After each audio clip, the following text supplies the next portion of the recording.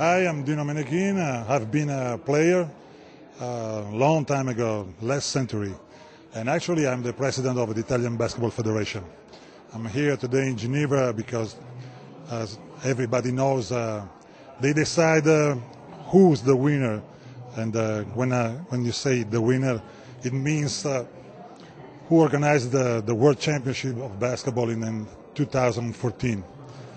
We are at the end of a long story, a long trip, very hard, and where everybody, Italy, Spain, and China, put all their opportunities, all their hearts, professional emotions, and everything, organization, to try to keep this World Championship at home.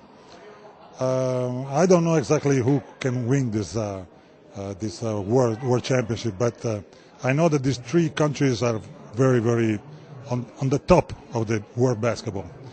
Italy put all the professional, the emotions, the government, the Olympic committees, and a lot of work. We are at the day before the final, and so I hope that Italy could win. But I know that it's very difficult. And if we could win, everybody will be happy, especially in Italy. All the fans, they're waiting since a long time, a big international event. The last one was in the '91, the European Championship in Rome. And that's why all the basketball fans are waiting for the most spectacular basketball games. If we don't win, it means that we had to work a lot to arrive to the level of the winner. But I hope that it could not happen. Dino, I have to ask you, as a longtime player and a true legend in the game in Europe and internationally, how has this process compared to getting out on the court, running up and down, throwing your body into other giants? What has this process been like on you? How competitive has it been? There are two completely stories, completely two different ways of life. Of living, and because when you're on the court, you have rules, you have the opponent, you have the systems, you have the coach, the fans, and you know exactly what you have to do, and many things depends on you.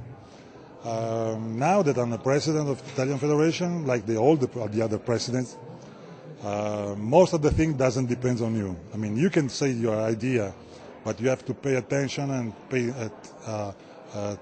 pay listening to all the other opinions. Because our basketball is professional, amateur, the referees, the players, the coaches, is very complicated world. And so everything you think, everything you have to do, everything you start to do, you have to think about everybody. Because if you made a wrong step, maybe somebody is not happy. And so it's very hard to take the decision. It's very hard because you don't have to think only about 10%. You have to think about 1,000 person.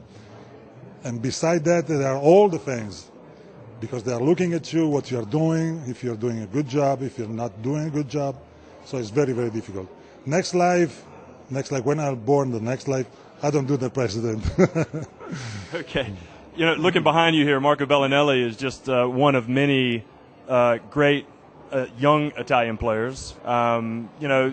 The future of Italian basketball, would you say that it looks bright from a playing standpoint, but also from an organizational standpoint? Well, I know that we have a lot to do, especially in the form of other players. I mean, we have some great players like Marco, like Andrea Bargnani, like Danilo Gallinari. And finally, we have some good players in the NBA, so everybody can see that even in Italy, we can build some good players. But it's not enough.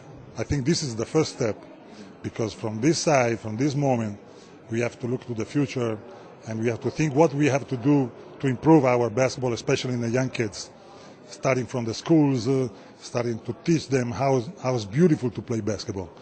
And with the big numbers, maybe you can have in the future good players. And beside that, I mean, you must have even good coaches. Because generally the coaches of the youth teams are the last wheel of the car.